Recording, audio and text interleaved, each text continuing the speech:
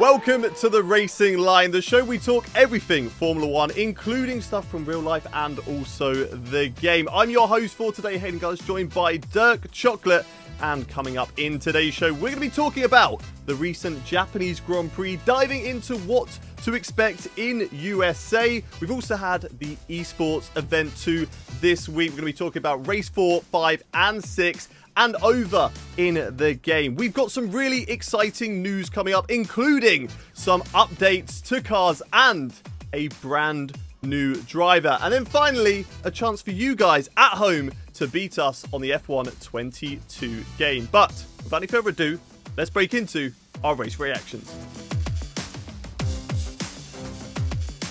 So we have just had the Japanese Grand Prix, it was a week ago now, and we've got the USA Grand Prix coming up. But the Japanese Grand Prix, the race that got Max Verstappen his second Drivers' Championship, but in a very interesting way because it wasn't clear for everyone, but he got it in the end after a big mistake from Charles right on the final corner of the race. But a wet race, red flags were out, went from wets to inters, I'm pretty sure it went to dries as well. It was a very, very interesting race, but after everyone had their coffees in Europe anyway, if you're in Asia, you're fine. It was very, very, very good. One of probably the most enjoyable races so far. Hayden, your thoughts, mate? I completely agree with everything you've just said. I mean, the red flag meant and the delay meant that the race took a while to get going. But once it got going, it was actually a really fun race. Yes, okay, we didn't necessarily have that battle for the lead that we have enjoyed so many times this season, but there was a lot of battles and a lot going on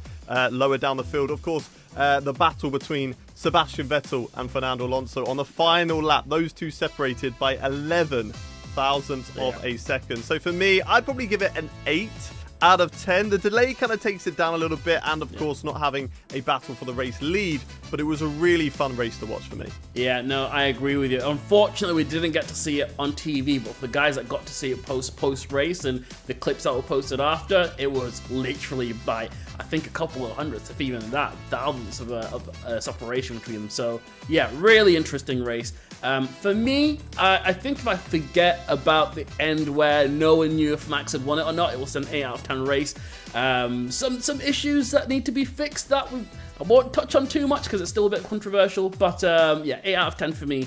So the next race we've got in the calendar is the USA, which they may possibly round off the constructors as well.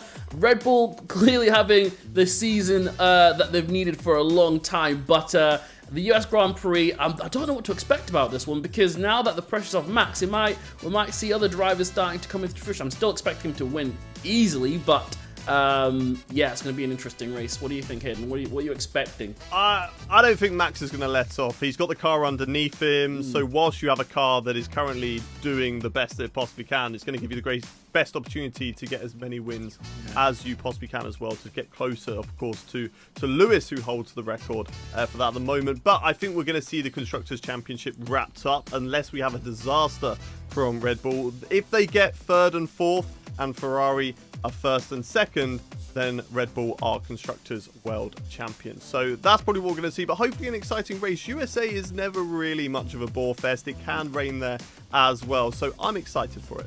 Hopefully we do get another wet race because I really do enjoy them. But let us know in the comments of what you think will happen in the next Grand Prix. The top 3, I want to know what your thoughts are going to be. But for now, that was the race reactions. Going over into the pit lane with Hayden.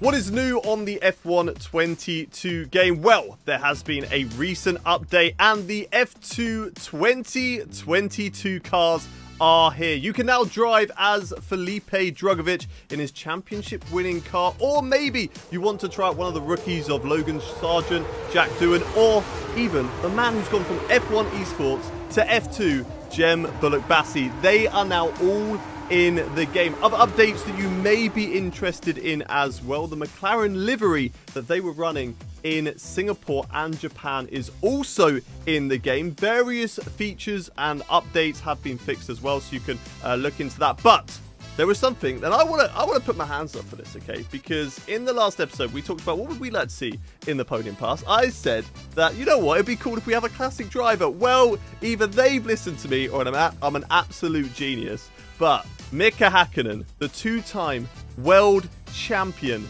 is in the F1 22 game, but only for a limited time. So between October 17th and November 7th. So right now, he is currently in the game. So make sure you go over to F1 22 if you want to go get Mika Häkkinen and go and check him out. As well as the Podium Pass Season 3 is up as well. Liveries, helmets, race suits, all of that stuff is now in the game as well. So if you want to go and unlock all of those, go check them out.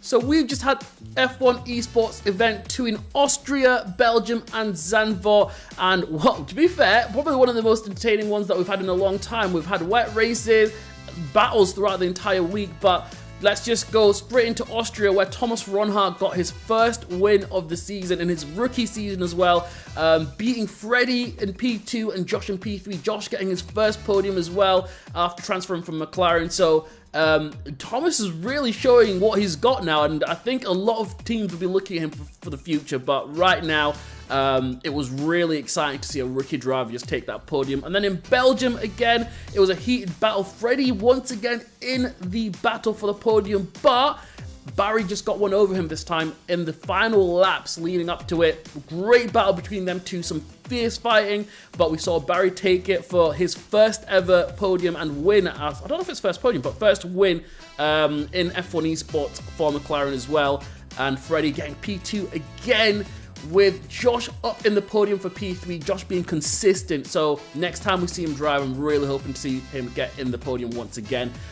Over into Zandvoort after that, a wet race, our first wet race. No, is it a first or second? Was it wet in Austria? I don't think it was, wasn't it? It was wet in Austria, yeah. It was wet. So second wet race.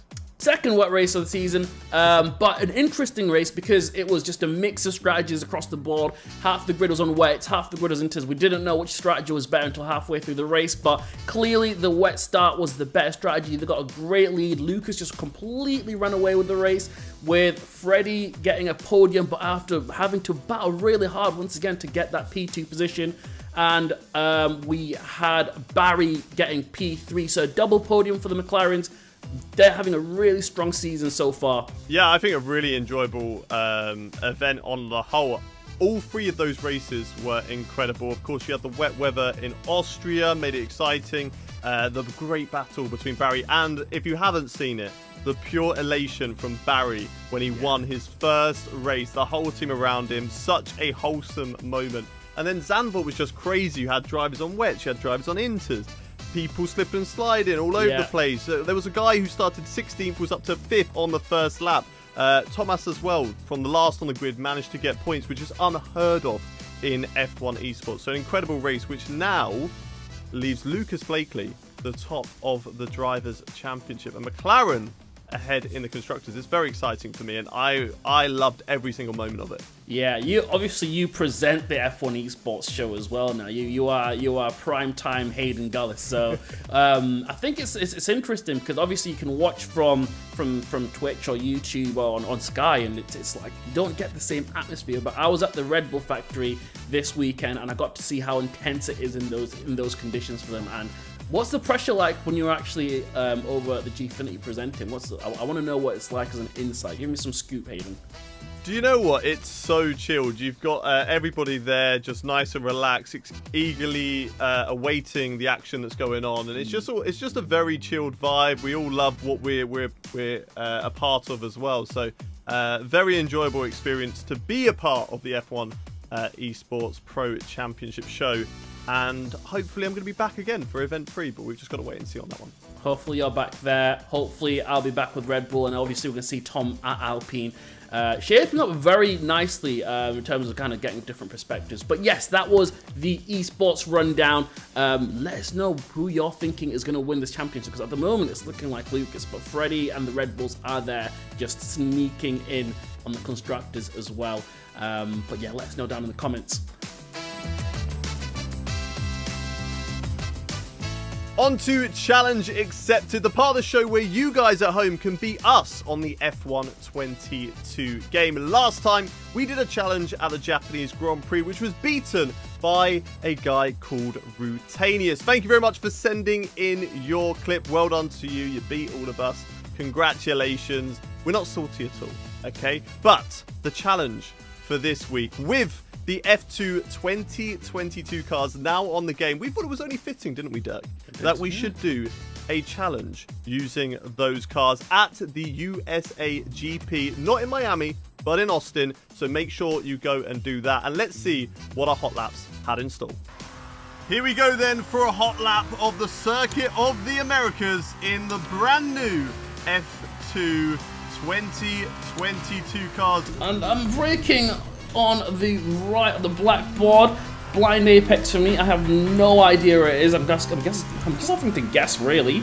Into the second corner, nice and tight through there. Then into the difficult S's part. Really chuck the car in and just hope that it's going to grip up. Don't invalidate, of course. And then just a little bit of lifting here. Again, trying to hit the apex, get the power down. Trying not to scrub as much speed as possible. This isn't the best lap in the world, but as you can see, I am fighting the car quite a bit. But we got through there fine. We're already 1 second up on our banker lap time that we did earlier. Now we're already cut across this little apex on the inside. Get a nice exit off that corner. And then got a little bit of breathing space here as we go into the straight before the left-hander. I'm going to use like it's just after the 150. But there's like a yellow marker board on the right. I don't know if you saw it there. Third gear. Again, hit the apex early on the throttle. And again, use all of the curb that you can really get away with. These F2 cars around here actually feel really nice to drive. I was expecting the downforce to be horrible, like trying to steer a boat. Seems to be the beauty spot here. I'm going to go wide a little bit. That's absolutely fine. Still managed to hold it together. This car is really fun. Flat throughout this entire section. You just need to make sure you get the line right. Again, I have absolutely... See, I am human. 1 corner left to go. Take it nice and easy. I don't want to invalidate now. Wide on the exit. And that is a lap around USA in an F2. 1:45.536. That is a brilliant lap. Let's go. That last sector could do with a lot of work. 1:47.3.